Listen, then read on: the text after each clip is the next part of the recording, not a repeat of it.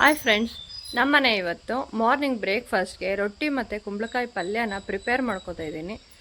ನಮ್ಮನೆ ಕುಂಬಳಕಾಯಿ ಪಲ್ಯ ಮತ್ತು ರೊಟ್ಟಿ ಹೇಗಿರುತ್ತೆ ಅನ್ನೋದನ್ನು ಈ ವಿಡಿಯೋದಲ್ಲಿ ನೋಡ್ಕೊಬರೋಣ ಬನ್ನಿ. ನೋಡಿ, ಕುಂಬಳಕಾಯಿದು ತಿರುಳು ಬರುತ್ತಲ್ಲ, ಇದೆಲ್ಲ ತಗೋಬೇಕು. ಫಸ್ಟು ತಿರುಳನ್ನ ಈ ಥರ ತಗೋಬೇಕು. ಹಸು ತಿನ್ಕೊಳ್ಳೋದು ಚೆನ್ನಾಗಿ.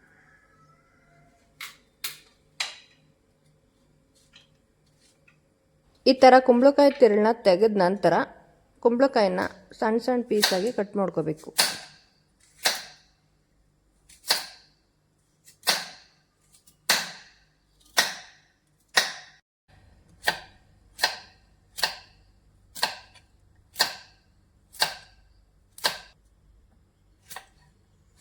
ಕುಂಬಳಕಾಯಿನ ಸಣ್ಣ ಸಣ್ಣ ಕಟ್ ಮಾಡಿದ ನಂತರ ಈ ಥರ ಪಾತ್ರೆಗೆ ಟ್ರಾನ್ಸ್ಫರ್ ಮಾಡ್ಕೊಬೇಕು.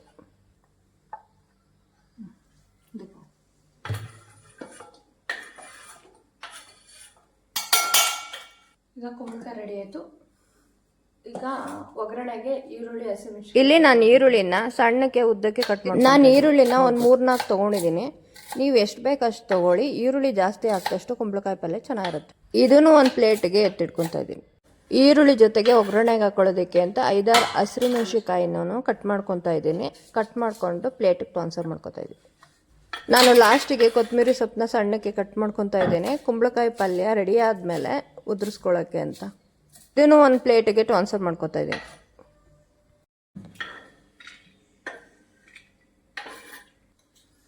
ಈಗ ಒಗ್ಗರಣೆಗೆ ಬಾಂಡೆ ಇಟ್ಕೊತಾ ಇದ್ದೀನಿ. ಸ್ಟವ್ ಹಚ್ಚಿ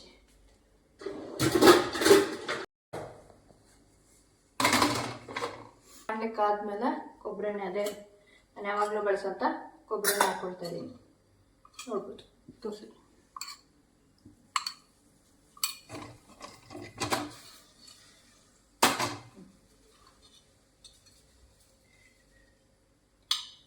ಒಂದು 2-3 ಸ್ಪೂನ್ ಹಾಕೊತೀನಿ ನಾನು.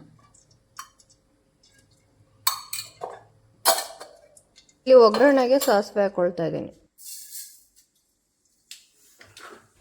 ನೆಕ್ಸ್ಟು ಗ್ರೀನ್ ಚಿಲ್ಲಿ ಹಾಕೊತಾ ಇದ್ದೀನಿ. ಸಾಸಿವೆ ಹಾಕೊಂಡೆ. ಸಾಸಿವೆ ಹಾಕೊಂಡ ತಕ್ಷಣ ಗ್ರೀನ್ ಚಿಲ್ಲಿ ಹಾಕೊಂಡ್ಮೇಲೆ ಕರ್ಬೇವಿನ ಸೊಪ್ಪು ಹಾಕೊತಾ ಇದ್ದೀನಿ. ಕರ್ಬೇವಿನ ಸೊಪ್ಪು ಹಾಕೊತೀನಿ.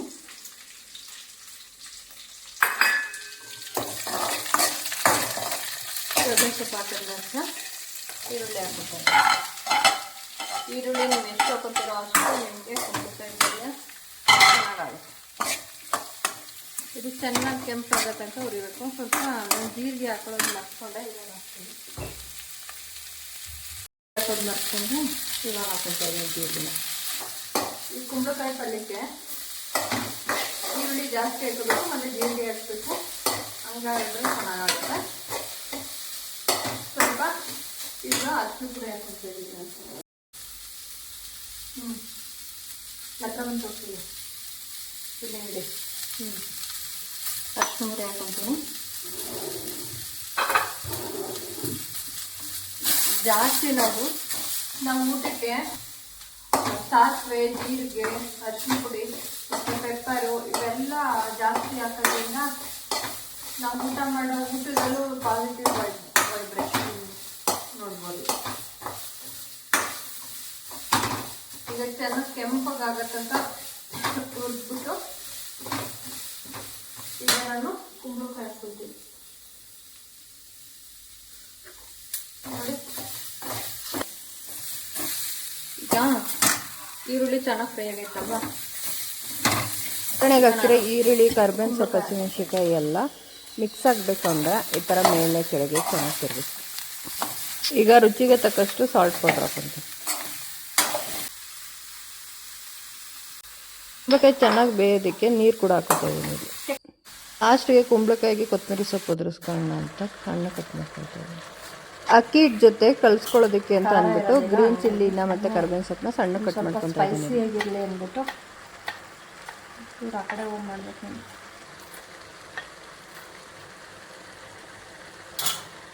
ಅಕ್ಕಿ ಹಿಟ್ಟು ಕಲಿಸ್ಕೊಳ್ಳೋದಕ್ಕೆ ಮೊದಲಿಗೆ ಮಡಕೆ ಪಾತ್ರೆ ಒಳಗಡೆ 4 ಕಪ್ ಅಕ್ಕಿ ಹಿಟ್ಟು ಹಾಕೋತಾ ಇದ್ದೀನಿ.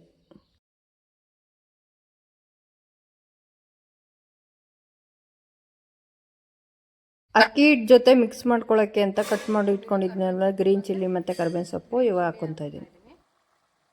ಲಾಸ್ಟಿಗೆ ಜೀರಿಗೆ ಮತ್ತು ಕೊತ್ತಂಬರಿ ಸೊಪ್ಪು ಹಾಕ್ಕೊತಾ ಇದ್ದೀನಿ. ಇಲ್ಲಿ ಕೊತ್ತಂಬರಿ ಸೊಪ್ಪು ಕೂಡ ಹಾಕ್ಕೊತಾ ಇದ್ದೀನಿ. ಹಿಟ್ಟು ಕಲಿಸ್ಕೊಳ್ಳೋದಕ್ಕೆ ಅಂತ ಸ್ವಲ್ಪ ಸಾಲ್ಟ್ ಪೌಡ್ರ್ ಹಾಕ್ಕೊತಾ ಇದ್ದೀನಿ. ಇಲ್ಲಿ ನೆಕ್ಸ್ಟಿಗೆ ನಾನು ಒಂದು ಗ್ಲಾಸ್ ಬಿಸಿನೀರು ತೊಗೊಂಡು ಹಿಟ್ಟನ್ನ ಕಲಿಸ್ಕೊತಾ ಇದ್ದೀನಿ. ಬಿಸಿನೀರು ಯೂಸ್ ಮಾಡೋದ್ರಿಂದ ಹಿಟ್ಟು ಕಲಿಸೋದಕ್ಕೆ ತುಂಬ ಸ್ಮೂತಾಗಿ ಬರುತ್ತೆ ರೊಟ್ಟಿ. ನೋಡ್ಬೋದು ಗಟ್ಟಿ ಆಯ್ತು ಅನಿಸುತ್ತೆ.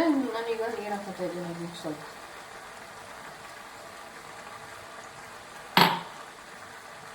ತೆಳ್ಳಗೂ ಕಲಿಸ್ಬಾರ್ದು, ಗಟ್ಟಿಗೆ ಕಲಿಸ್ಬಾರ್ದು, ಮೀಡಿಯಮ್ ಆಗಿರಬೇಕು.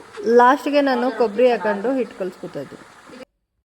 ಲಾಸ್ಟಿಗೆ ಕೊಬ್ಬರಿ ಅಥವಾ ಕಾಯಿ ಇದ್ದರೆ ಹಾಕ್ಕೊಂಡು ಹಿಟ್ಟು ಕಲಿಸ್ಕೊಳ್ಳೋದ್ರಿಂದ ತುಂಬ ಟೇಸ್ಟಾಗಿರುತ್ತೆ ರೊಟ್ಟಿ.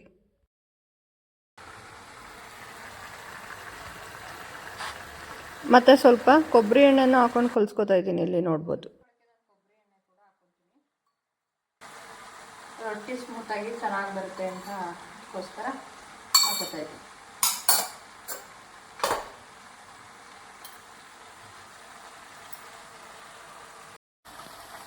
ಈಗ ಹಿಟ್ಟು ಕಂಪ್ಲೀಟಾಗಿ ಕಲಿಸ್ಕೊಂಡಿದ್ದೀನಿ. ಕುಂಬಳಕಾಯಿ ಗೊಜ್ಜು ಬೆಂದ ನಂತರ ಈ ರೊಟ್ಟಿನ ಕಟ್ಕೊತೀನಿ. ಬೆಂದಿದೆ. ಇದಕ್ಕೆ ನಾನು ಕೊತ್ತಂಬರಿ ಸೊಪ್ಪು ಉದುರಿಸ್ಕೊತಾ ಇದ್ದೀನಿ. ಕಟ್ ಮಾಡಿ ಇಟ್ಕೊಂಡಿರ ಕೊತ್ತಂಬರಿ ಸೊಪ್ಪು ಉದುರಿಸ್ಕೊತೀನಿ. ಇದಕ್ಕೆ ಸ್ವಲ್ಪ ನಾನು ಕಾಯಿ ತುರಿ ಕೂಡ ಹಾಕ್ಕೊತೀನಿ.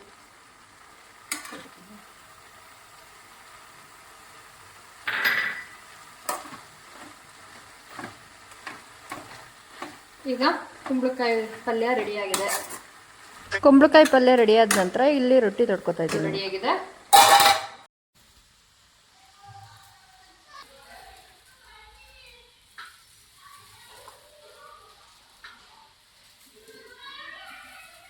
ಒಬ್ಬೊಬ್ಬರು ಒಂದೊಂದು ರೀತಿಯಾಗಿ ತಟ್ಕೋತಾರೆ ರೊಟ್ಟಿನ. ನಾನು ಇಲ್ಲಿ ಕೊಬ್ಬರಿ ಎಣ್ಣೆ ಹಾಕ್ಕೊಂಡು ತಡ್ಕೊತಾ ಇದ್ದೀನಿ. ಕೆಲವರು ಬಟ್ಟೆ ಮೇಲೆ ಆ್ಯಸಿಡ್ ಹಾಕೊಂಡು ತಡ್ಕೋತಾರೆ. ನಾನು ಈ ಥರ ಟ್ರಿಕ್ಕಲ್ಲಿ ತಡ್ಕೊತೀನಿ.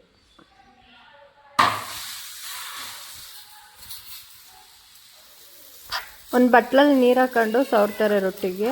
ನಾನು ಒಂದು ಚಿಕ್ಕ ಬಟ್ಲಲ್ಲಿ ನೀರು ಹಾಕೊಂಡು ಒಂದು ಚಿಕ್ಕ ಬಟ್ಟೆ ಇಟ್ಕೊಂಡು ಅದರಲ್ಲಿ ಸವರ್ಕೊತಾ ಇದ್ದೀನಿ.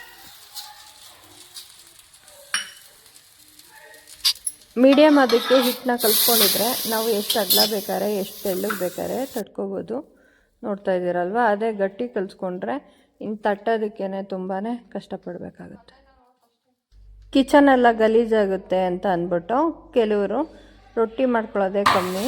ಈ ಥರ ಬಟ್ಲಲ್ಲಿ ನಾವು ಬಟ್ಟೆ ಇಟ್ಕೊಂಡು ಸವರ್ಕೊಳ್ಳೋದ್ರಿಂದ ರೊಟ್ಟಿಗೆ ಕಿಚನ್ನು ನೀಟಾಗಿರುತ್ತೆ, ಕ್ಲೀನಾಗಿರುತ್ತೆ. ಇವತ್ತಿನ ಬ್ರೇಕ್ಫಾಸ್ಟ್ಗೆ ಅಕ್ಕಿ ರೊಟ್ಟಿ ಮತ್ತು ಕುಂಬಳಕಾಯಿ ಪಲ್ಯ ಈ ಥರ ರೆಡಿ ಆಗೈತೆ. ಕೇರ್ಪಡೆಯಿಂದ ಮೈಸೂರು ಕಡೆಗೆ ಟ್ರಾವೆಲ್ ಮಾಡ್ತಾ ಇದ್ದೀವಿ. ಮೈಸೂರಲ್ಲಿ ಒಂದು ಮದುವೆ ಇದೆ, ಅದಕ್ಕೆ ಹೋಗ್ತಾ ಇದ್ದೀವಿ. ನಮ್ಮ ಸೋದರದತ್ತೆ ಇದ್ದಾರಲ್ಲ, ಅವ್ರ ಮಗನ ಮದುವೆ ಇದೆ, ಅಲ್ಲಿಗೆ ಇವತ್ತು ಹೋಗ್ತಾ ಇದ್ದೀವಿ. ಮತ್ತು ನಮ್ಮ ಮನೆ ಫ್ರೆಂಡ್ ಮಗನ ಮದುವೆ ಇದೆ, ಅದು ಎರಡೂ ಮುಗಿಸ್ಕೊ ಬರೋಣ ಅಂದ್ಬಿಟ್ಟು ಮೈಸೂರು ಕಡೆ ಇವತ್ತು ಟ್ರಾವೆಲ್ ಮಾಡ್ತಾ ಇದ್ದೀವಿ. ಈಗ ಕೇರ್ಪಡೆಯಿಂದ ಟ್ರಾವೆಲ್ ಮಾಡ್ತಾ ಇದ್ದೀವಿ.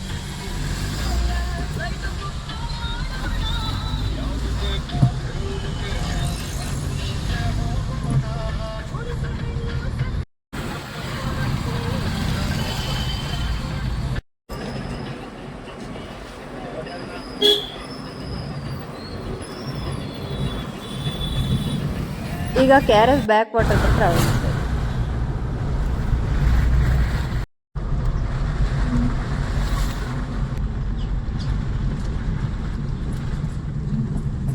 ನೋಡ್ಬೋದು KRS ಡ್ಯಾಮ್ ಪಕ್ಕದಲ್ಲೇ ಪಾಸ್ ಆಗ್ತಾ ಇದೆ.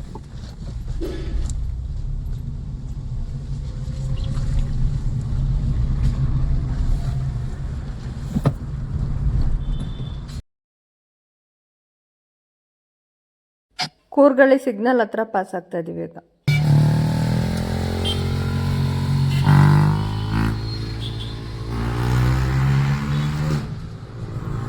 ಮದುವೆ ನಡೀತಾ ಇರೋ ಚೌಲ್ಟ್ರಿಗೆ ಎಂಟ್ರಿ ಕೊಡ್ತಾ ಇದ್ದೀವಿ.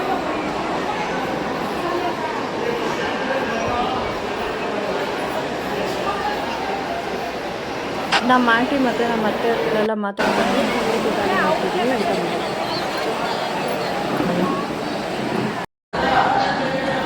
ಊಟ ಮುಗಿಸ್ಕೊಂಡು ಹೋಗ್ತಾ ಇದೀವಿ. ನಮ್ಮ ಮನೆಯವರು ಅವ್ರ ಫ್ರೆಂಡ್ ಮಗಳು ಮದುವೆಗೆ ಹೋಗ್ತಾರೆ. ನಾನು ಇಲ್ಲೇ ರಂಗೋಲಿ ಶೋರೂಮ್ ಎದುರುಗಡೆ ಒಂದು ಶಾಪ್ ಐತೆ ಬ್ಯಾಗ್ದು ಮತ್ತು ಜ್ಯುವೆಲರಿ, ಆ ಶಾಪಿಗೆ ಹೋಗ್ತಾರೆ.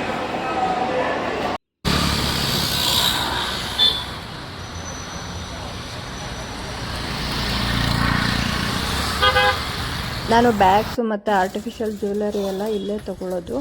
ಹಂಗಾಗಿ ಈ ಶಾಪಿಗೆ ವಿಸಿಟ್ ಕೊಟ್ಟಿದ್ದೀನಿ. ಇವಾಗ ಇಲ್ಲೇ ಚೌಲ್ಟ್ರಿ ಪಕ್ಕದಲ್ಲೇ ಇತ್ತಲ್ಲ ಅಂತ. ಇದು ರಂಗೋಲಿ ಶೋರೂಮ್ ಎದುರುಗಡೆ ಕುಸುಮ್ ಜ್ಯುವೆಲರಿ ಅಂತ ಬರುತ್ತೆ, ರೂಪಾತುಂಗ ರೋಡಲ್ಲಿ. ಆ ಶಾಪ್ ಇದು. ಇಲ್ಲಿ ತುಂಬ ವೆರೈಟೀಸ್ ಆಫ್ ಬ್ಯಾಗ್ಸು ಮತ್ತು ಆರ್ಟಿಫಿಷಿಯಲ್ ಜ್ಯುವೆಲರೀಸ್ ಎಲ್ಲ ಸಿಗುತ್ತೆ. ನಾನು ಇವಾಗ ಏನು ತೊಗೋತೀನಿ ಅಂತ ನೋಡೋಣ.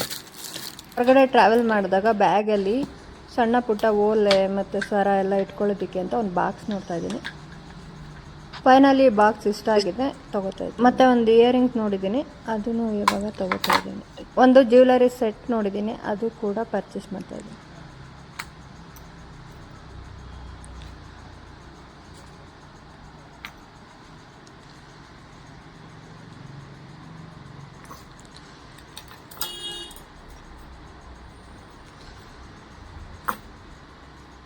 ಇದೊಂದು ಕೊಡಿ, ಇದೊಂದು ಮತ್ತು ಇದೊಂದು ಇಯರಿಂಗ್, ಇದೊಂದು ಸೆಟ್. ನಾನು ಇದನ್ನು ಡೀಟೇಲಾಗಿ ತೋರ್ಸೋಕ್ಕಾಗಿಲ್ಲ ಇಲ್ಲಿ, ಹಂಗಾಗಿ ನೆಕ್ಸ್ಟ್ ಯಾವ್ದಾದ್ರು ವೀಡಿಯೋದಲ್ಲಿ ತೋರಿಸ್ತೀನಿ ಏನು ತೊಗೊಂಡಿದ್ದೆ ಅಂತ.